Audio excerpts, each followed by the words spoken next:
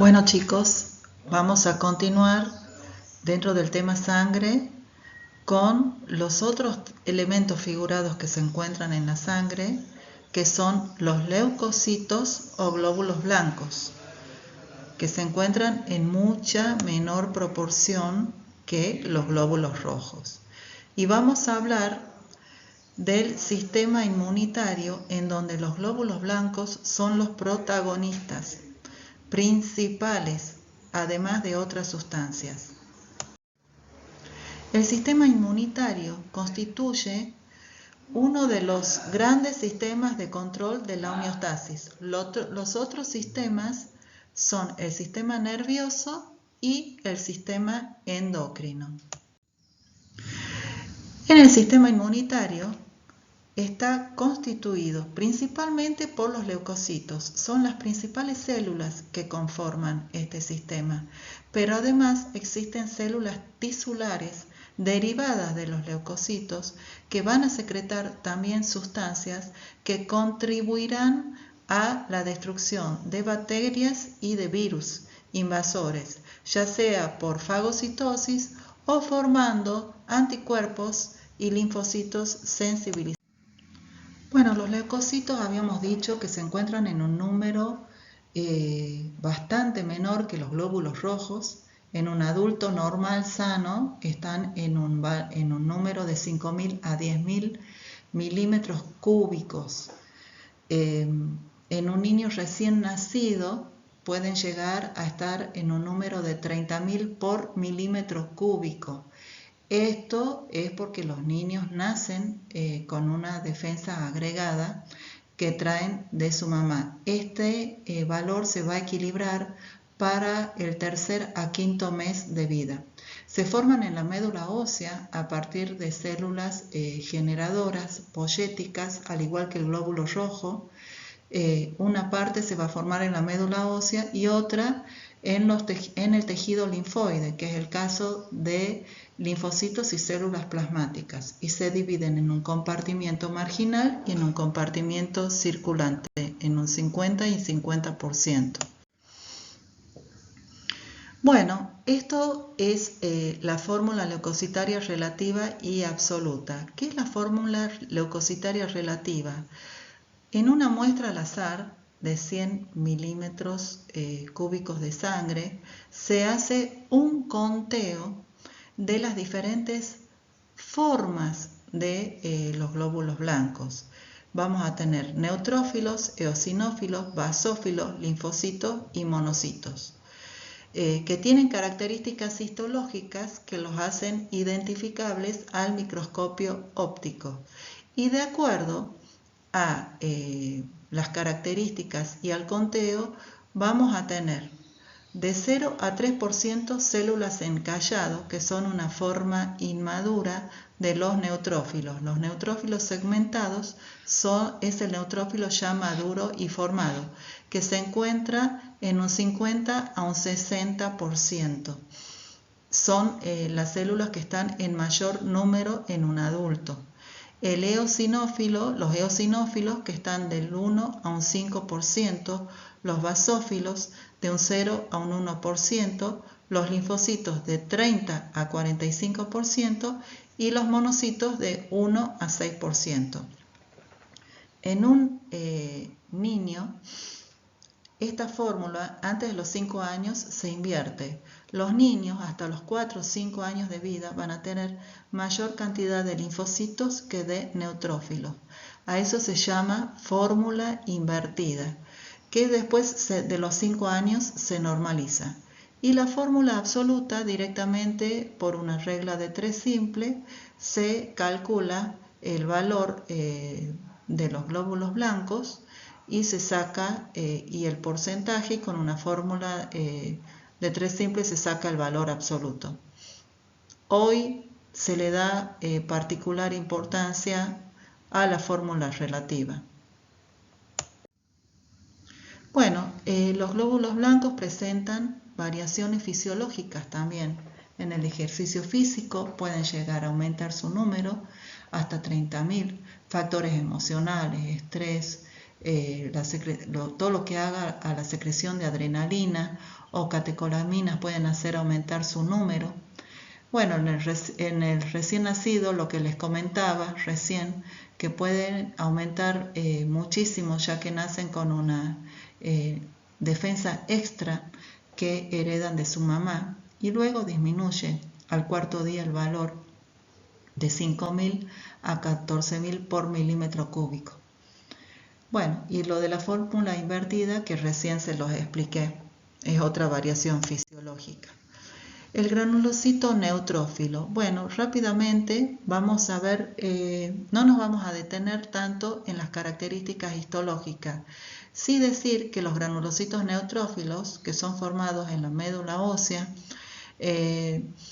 permanecen en la circulación 6 a 12 horas y luego, una vez que pasan a los tejidos, desarrollan toda su actividad, que su principal función es la fagocitosis.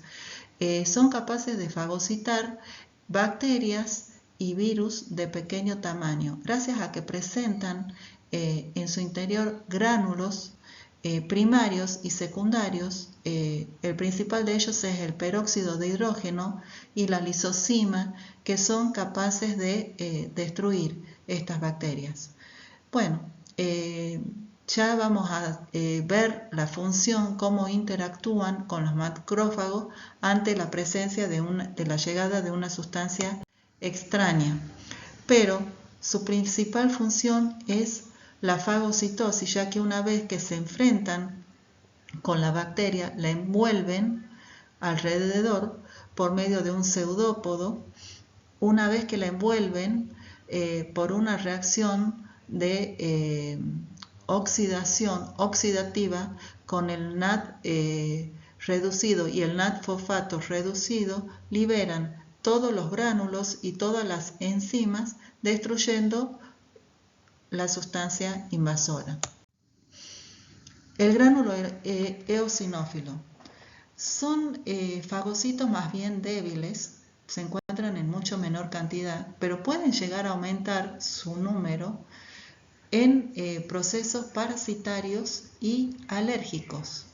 Sobre todo, van a aparecer en situaciones, por ejemplo, son intermediarios de inflamaciones con alergenos, como es por ejemplo el asma. El asma o la triquinosis, que es una parasitosis. Bueno, en esos casos aumentan mucho su número y también presentan en su interior gránulos con enzimas capaces de destruir estos alergenos. Los granulocitos basófilos.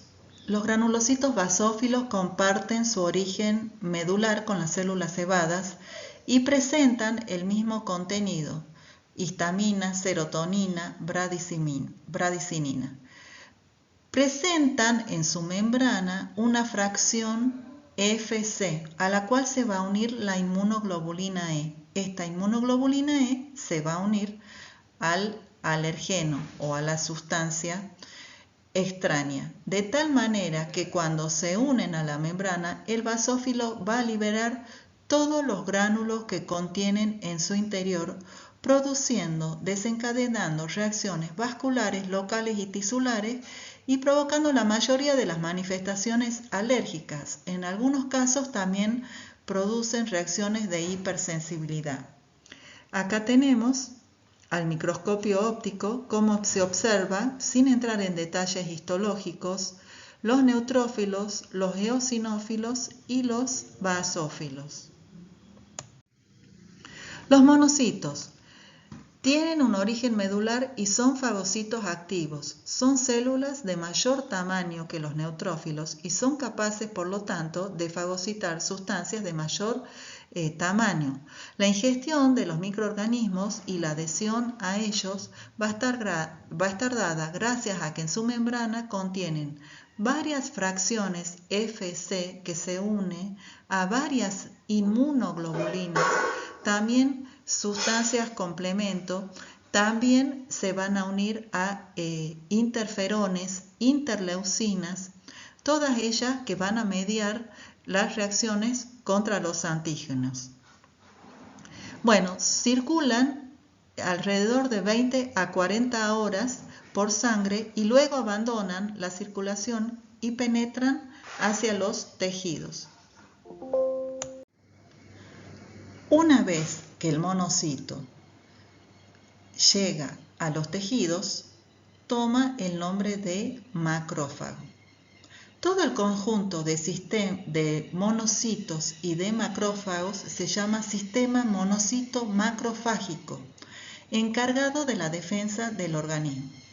El macrófago, una vez que el monocito se transforma en macrófago, aumenta su tamaño, demora unas 8 horas en terminar de madurar y va a tomar el nombre de acuerdo al tejido en el cual se encuentre. Por ejemplo, los macrófagos del sistema nervioso central se denominan microglia. En el hígado, células de Kupffer. En los pulmones, macrófagos alveolares. Macrófagos pleurales en las células serosas. Osteoclastos en el hueso. Histocitos en el tejido conectivo. Y van a realizar su función de fagocitosis, ya que presentan numerosas gránulos con enzimas, hidrolasas ácidas, peroxidasas, bueno, todas enzimas que se van a encargar de destruir a los microorganismos.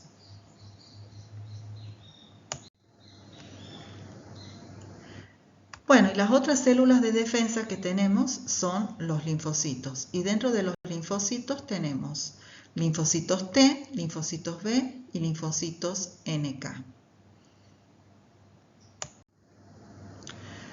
Ambos tipos celulares presentan características comunes. Nos referimos a los linfocitos T y a los linfocitos B, principalmente. Pueden recircular, poseen receptores capaces de reconocer el antígeno BCR para los linfocitos B y TCR para los linfocitos T.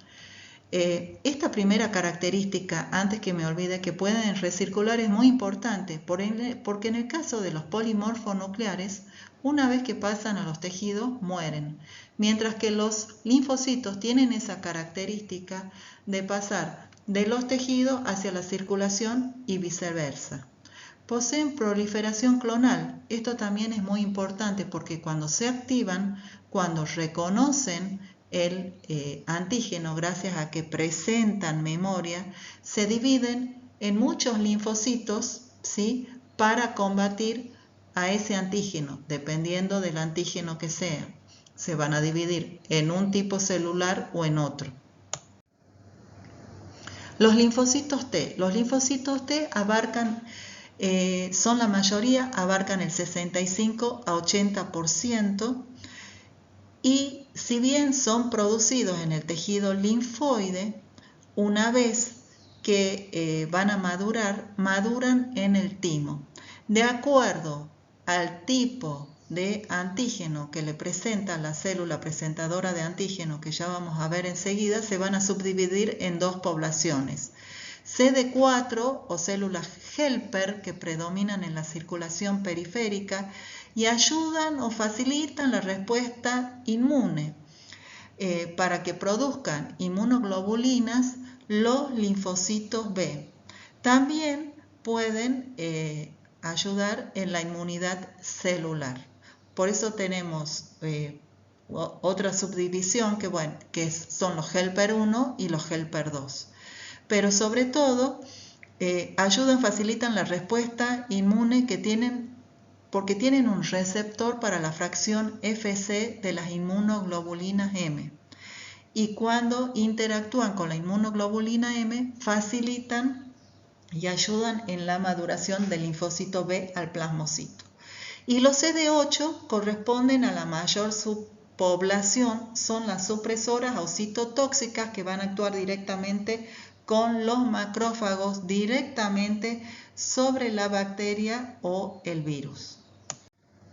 Los linfocitos B, que comprenden el 5 al 15% de los linfocitos circulantes, en su estado maduro van a presentar un montón de inmunoglobulinas que se van a expresar en su membrana y que actúan todas esas inmunoglobulinas como receptoras de los antígenos. Cuando se una el antígeno a esa fracción de la inmunoglobulina, ese linfocito B va a formar los distintos tipos de inmunoglobulina A, M, G, D o E, de acuerdo a las características también de la bacteria o virus o sustancia extraña. Los linfocitos NK. Los linfocitos NK tienen una naturaleza linfoide, pero no son células que tienen memoria como el linfocito T y el linfocito B. Directamente son destructoras, son células asesinas naturales que van a actuar directamente contra infecciones bacterianas, contra células tumorales en el rechazo de injertos. Por eso no actúan en la inmunidad celular, sino que actúan en la inmunidad natural, porque no hay un reconocimiento del antígeno, directamente destruyen, asesinan. No presentan marcadores ni nada, como en el caso del linfocito B y el linfocito T, pero tienen naturaleza linfoide. Bueno, la inmunidad natural. Vamos ya al concepto de inmunidad propiamente dicho. La inmunidad puede ser inmunidad natural o inespecífica, o puede ser inmunidad adaptativa, adquirida o específica. ¿Por qué va a estar dada la inmunidad natural? Y bueno, primero vamos a tener las barreras físicas, la piel nuestra, las mucosas que presentan secreciones, ¿sí? El sudor, el sebo. Vamos a tener también que hay una flora saprófita en nuestras secreciones, que también van a actuar como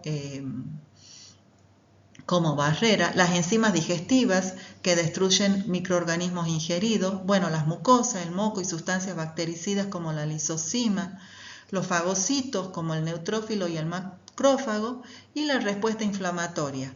La respuesta inflamatoria forma parte de la inmunidad natural, porque siempre la zona de la lesión va a responder de la misma manera, inflamándose con los 4 signos de Celso, que son el calor, el rubor, el tumor y el dolor, y en donde van a actuar el sistema complemento, la bradicinina, la histamina y las prostaglandinas, y todas las células que producen fagocitosis, como el neutrófilo y el macrófago principalmente.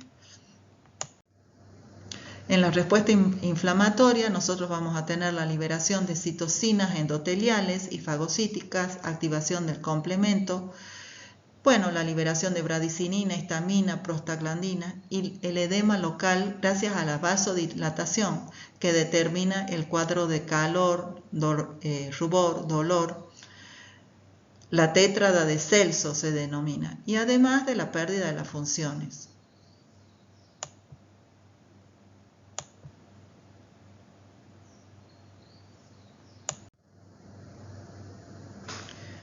Bueno, la respuesta del neutrófilo y del macrófago durante la inflamación. Cuando nos invade cualquier agente extraño que entra a nuestro organismo, los primeros que van a actuar, y esto lo vamos a ir subrayando porque es bastante importante, los primeros que van a actuar van a ser los macrófagos que se encuentran en la zona, ¿sí? Los macrófagos locales. Habíamos dicho que eran los osteoclastos en el hueso, que eran las células de Kupffer en el hígado. Van a ser los principales que van a atacar al tejido que entre. Son los macrófagos que están en el lugar. Como consecuencia de esto se produce una batalla, se liberan citocinas, se libera interleucina. Habíamos dicho que los macrófagos tienen en su membrana distintas fracciones Fc para el complemento, para las inmunoglobulinas, para los interferones. Todo esto va a ser liberado.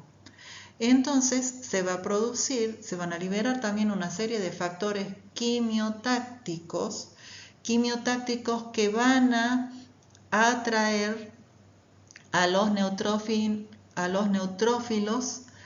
a la zona. Los neutrófilos van a ser la segunda barrera de defensa que va a llegar al sitio de la lesión. Y son los neutrófilos circulantes, son los neutrófilos que van a ir, no solo los circulantes, sino el 50% de los neutrófilos también que pueden estar marginales, pero que ya están formados. ¿Y qué van a hacer de las células que se van a dirigir por efecto quimiotáctico? Van a ser las primeras en llegar al sitio de la lesión. Y continúa la batalla con la fagocitosis y van a permanecer ahí unos cuantos días. Junto con los neutrófilos y detrás de los neutrófilos vamos a tener una tercera línea de defensa que van a ser los monocitos circulantes, que van a ir al sitio de la lesión y que cuando pasan a los tejidos se transforman en macrófagos. Pero esto es lento, esto demora unas horas, yo les había dicho que demoran en madurar los macrófagos, esto tarda. En el caso de continuar el proceso infeccioso, ya a nivel de la médula, las células madres poyéticas se van a encargar de producir una mayor cantidad de granulocitos y de monocitos para poder combatir el agente infeccioso, y esta va a ser una cuarta línea de defensa. Bien. Bueno, continuemos.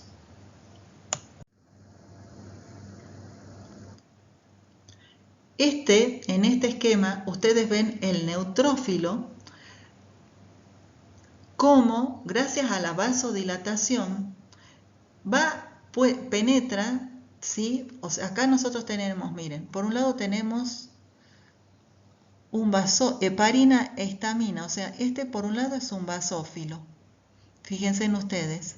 Bueno, todas las moléculas quimiotácticas van a hacer que por una serie de sustancias, quimiosina, selectina, integrina, la heparina y la histamina liberada por el basófilo, todo eso va a hacer que el neutrófilo llegue al sitio de la lesión. Y acá están las moléculas quimiotácticas que van siendo liberadas en la batalla para que se produzca la fagocitosis. Este es el neutrófilo. Este con 3 lóbulos es el neutrófilo.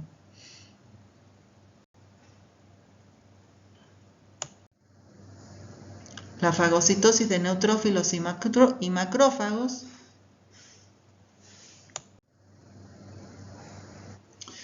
Bueno, y pasamos a ver, acá termina, o sea, esto que he hablado recién es todo lo que sucede en la inmunidad natural. Ahora veamos qué pasa en la inmunidad adquirida. En la inmunidad adquirida, habíamos dicho cuando hablábamos de las funciones de las células, que hay un reconocimiento del antígeno, que se acompaña de una respuesta específica contra ese antígeno. También se llama inmunidad adaptativa, ¿sí? Este reconocimiento existe gracias a receptores que hay en las membranas de estas células, TCR y BCR. Entonces tenemos, en la médula ósea, la célula madre produce un linfocito naive o inmaduro y un linfocito B. Ambos van a ser liberados a la circulación. El linfocito B, liberado por la médula ósea, va directamente al ganglio, mientras que el linfocito T va a madurar en el timo. ¿Y cuándo maduran? Maduran cuando las células presentadoras de antígeno, que son las células dendríticas, el macrófago y las células B, le presentan el antígeno sobre todo al linfocito T. El linfocito T va a ir a madurar al timo y se va a clonar, va a producir colonias de linfocitos T. Acá tenemos la célula presentadora de antígeno, tenemos el antígeno y el linfocito T. ¿Qué pasa con ese linfocito T? Ese linfocito T, una vez maduro, se clona, se forman muchas colonias de linfocitos T, CD4, CD8, de acuerdo a la necesidad, de acuerdo a las características de ese antígeno, y se van a depositar con el linfocito B en los ganglios. Y vamos a tener, acá están las 3 células presentadoras de antígeno, el linfocito T virgen, va a ir a madurar al timo. Una vez que madura en el timo, tenemos el linfocito T activado, que formará CD4, y por otro lado el CD8. El CD8 o citotóxico, que va a ir a actuar en la inmunidad celular con el macrófago, destruyéndolo al antígeno. ¿Sí? También tenemos linfocitos CD4 que van a actuar destruyéndolo al antígeno. Y por otro lado tenemos algunos CD4 que van a ir a actuar, van a ayudar al linfocito B con la respuesta, va a ser una respuesta no celular sino humoral, con la formación de inmunoglobulinas de diferentes tipos, ya que el CD4 tiene una fracción Fc capaz de captar a la inmunoglobulina M que se une al antígeno para la formación de anticuerpos. Cuando el linfocito B forma varios anticuerpos, se forma el plasmocito. Bien, espero que les haya gustado el tema. Es un tema apasionante, es muy largo, pero bueno, hemos tratado de ver las principales, las características más importantes, ¿sí?, de todas las células.